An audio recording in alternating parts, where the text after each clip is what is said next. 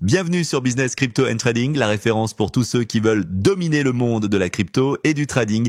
Ici, on ne parle pas théorie inutile, des analyses concrètes, des stratégies testées et les meilleures opportunités du marché. C'est ce qu'on vous livre à chaque vidéo, investissement, défi, trading pro. Vous êtes au bon endroit, que vous soyez là pour faire vos premiers pas ou pour affiner vos stratégies.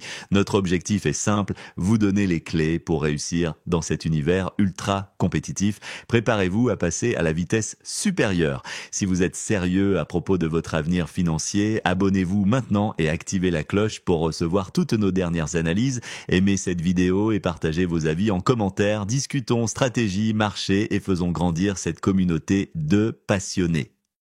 Le 20 février 2025, le mainnet ouvert de Pi Network sera officiellement lancé. C'est une étape historique qui pourrait transformer ce projet controversé en un acteur majeur du Web3, ou bien révéler ses failles. Dans cette vidéo, nous allons analyser deux sources clés. L'article de BN Crypto du 17 février 2025, qui détaille les avancées techniques et l'adoption du réseau. L'analyse de BTCC du 13 février 2025, qui se concentre sur les échanges de Picoin et les risques du marché. L'objectif, comprendre en profondeur les opportunités et les risques liés à Pi Network, pour que vous puissiez vous faire votre propre avis sur le projet. Alors, réelle révolution ou simple hype spéculative? C'est ce qu'on va voir tout de suite. Analyse de la source 1, BN Crypto, 17-02-2025. 1. Le lancement du mainnet ouvert. L'information principale de cet article, c'est la confirmation officielle du lancement du mainnet ouvert le 20 février 2025 à 8h UTC. Mais qu'est-ce que cela signifie concrètement? Jusqu'à présent, Pi Network fonctionnait sous un mainnet fermé, c'est-à-dire que les transactions étaient limitées à l'intérieur du réseau et aucune connexion avec des applications ou des blockchains externes n'était possible. Avec ce mainnet ouvert, le pare-feu restrictif sera supprimé, permettant les transactions transfrontalières en Pi, la connexion de Pi Network avec d'autres blockchains, l'intégration avec des applications du Web3. Cela pourrait changer complètement la donne en permettant à Pi d'être utilisé comme une vraie crypto-monnaie et non plus seulement comme un jeton enfermé dans un écosystème fermé. Mais est-ce que tout va fonctionner comme prévu? Le passage à un mainnet ouvert est une étape extrêmement technique, et plusieurs défis sont à relever. La stabilité du réseau. Peut-il gérer des millions de transactions sans congestion? Les mesures de sécurité. Comment éviter le piratage et les fraudes? L'intégration avec les exchanges. Pi pourra-t-il être transféré et échangé facilement?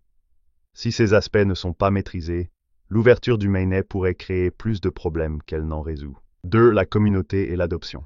L'article indique que 19 millions d'utilisateurs ont réussi la vérification KYC sur un total de 100 millions d'inscrits. Cela signifie qu'environ 81% des utilisateurs ne sont pas encore validés. C'est un problème, car ces utilisateurs ne pourront pas accéder à leurs jetons sur le mainnet ouvert tant qu'ils ne complètent pas leur KYC. Pourquoi est-ce important?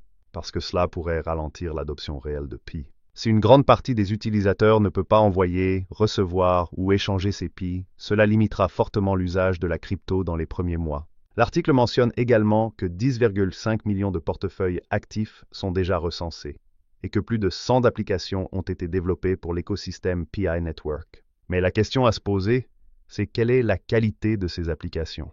S'agit-il de véritables projets utiles ou simplement d'applications expérimentales qui ne généreront pas d'adoption massive? 3. L'évolution du prix et la spéculation. D'après BN Crypto, le prix du Pi a connu une hausse de 80%, passant de 49 $ à 92 $ après l'annonce du mainnet ouvert. C'est une envolée impressionnante, mais qui repose principalement sur l'anticipation du marché. L'article met en avant deux scénarios possibles après l'ouverture du mainnet. Si la demande reste forte, le Pi pourrait atteindre 100 $ et plus. Si les investisseurs vendent massivement, une chute vers 75 $ ou même 60 $ est possible. Et justement, ce risque de vente massive nous amène à la seconde source. Analyse de la source 2, BTCC, 13-02-2025. 1. L'arrivée de Picoin sur les exchanges. BTCC souligne un point essentiel.